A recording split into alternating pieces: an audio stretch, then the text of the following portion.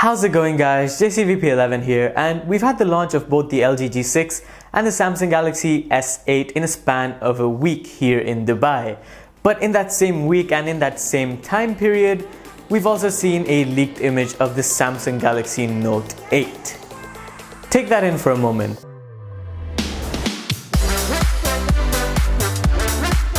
A phone that's supposed to be announced in the next 6 months has already been leaked, and I'm pretty sure this is the case of technology progression and people who just can't keep secrets. But I wanted to take this opportunity to actually address some of the things that Samsung should have on the Note 8 to make it really stand out or unique from the S8 and S8 Plus series they've got going on right now. So without further ado, this is somewhat a checklist of the things that I'd like on the Note 8, and if Samsung is listening, do take notes. So the major reason that Samsung introduced the Note series was to have a relatively portable device with a large screen, and of course the S Pen for anyone who wanted the extra productivity. And I think they did that really well with the Note 1, the Note 2, the Note 3, and they established a niche market for phablets. But as soon as competitors started to see the actual benefits of bigger devices, they also started to push bigger phones, and now we see 5.5-inch displays to be a regular thing in our daily lives. And with the whole 18.5:9 aspect ratio that latest flagships like the LG G6 and the S8 Plus are adopting, a 6.2-inch display on the Galaxy S8 Plus doesn't even seem that big. So if Samsung thinks that the Note 8 will be unique when it comes to screen size, I think they're missing the point. I know Samsung isn't going to make the Note 8 have a 6.2-inch display. They're probably going to push that even further to a 6.4 or 6.5-inch display.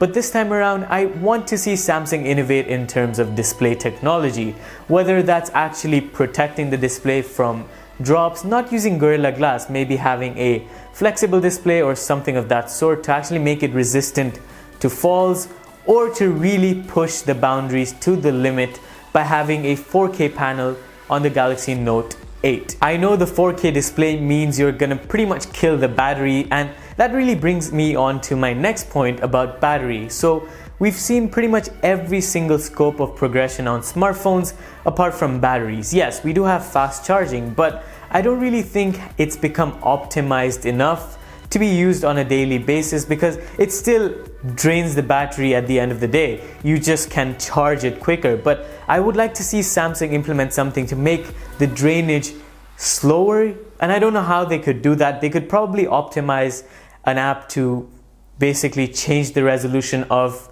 the display on the go to make it suitable. So if you're playing a game, for example, make it 4K. If you're just browsing the web and you don't need all of those pixels, shut down some of the pixels and make the display a 1080p panel. So what they have already implemented on the S8 and S8 Plus, where the user can actually switch the resolution, I'd like Samsung to do that dynamically. And of course, increase the battery capacity on the Note 8, maybe to 4000 milliamp hours, without making the phone explode, of course. Now, as far as design language goes, I don't think Samsung can improve much on that, because they've taken a major step with the S8 and S8 Plus, and the leak even points to the Note 8 having pretty much a very similar design language to the S8 and S8 Plus. But if you can improve something, improve those speakers, because I don't really know why Samsung is not addressing the whole issue of multimedia consumption being a major part of lives these days. And even though you keep the headphone jack for headphone consumption, and even though you provide AKG headphones, just make the speaker stereo so people really enjoy consuming multimedia on that, to be expected, 4K display. Moving on over to the back of the phone, I think the first thing Samsung needs to address is that fingerprint scanner. So if they could somehow implement the fingerprint scanner underneath the display on front, it would be a major talking point. And the second thing, of course, is the camera. So the S8 and the S8 Plus pretty much have the same camera that's identical to the S7, barring that software processing that the S8 has to make the images look a little better. But on the Note 8, I don't think that's gonna cut it. And if Samsung really wants to wow the audience with their latest flagship, they would most probably want to implement maybe a dual lens sensor like on the LG G6, or have some sort of 960 frames per second slow motion, which by the way looks insane. Maybe improve the front facing camera to a 13 megapixel sensor, or just improve low light performance and improve stabilization on video, because if they could do all of that in the next camera, I think the Note 8 would be a major hit. And that pretty much brings me on to my final point that I want the Note 8 to incorporate, and that is software and hardware optimization. So if you don't know, the Galaxy S8 and the S8 Plus and every single Galaxy device prior has pretty much come in two different variants, one being the Exynos variant, one being the Snapdragon variant. And while the CPUs and the processors are very similar, the performance differences are noticeable. So the Exynos variants tend to perform better than the Snapdragon variant, and unfortunately the Exynos variant sells worldwide and the Snapdragon variant sells in the USA. So the world sees the Galaxy S8 and S8 Plus as a better device than the USA. So if Samsung can really just merge both of the phones together and make it just one variant of the Note 8, it would make everyone happy and make everyone enjoy the same performance. And while you're at it, throw in that 6 or 8 gigabytes of RAM, because multitasking is going to be a major thing. And in terms of software, I know Samsung just revamped the whole TouchWiz UI, made it refreshing, and I really like it. And I'm sure all of those features will transpose over to the Note 8, all of the S8 and S8 Plus features, the additional S Pen features, and maybe some features that we don't know about. But if it's the one thing that I want Samsung to really nail with the Note 8, it's Bixby. And Bixby is their virtual assistant that's very similar to Google Assistant, barring the fact that it can actually take pictures of products to give you suggestions on where to buy them.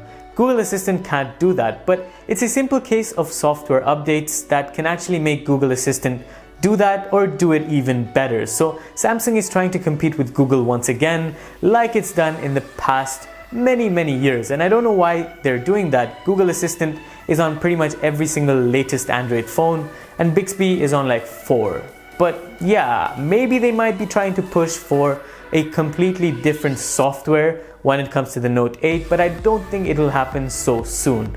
But yeah, those were my thoughts on what the Note 8 should have and how it will really differentiate itself from the Galaxy S8 and the S8 Plus. These are very early thoughts, and this is pretty much based on the first leak that we've had. But let me know what you guys think about my thoughts. Let me know if I missed anything, and let me know your wish list in the comments down below.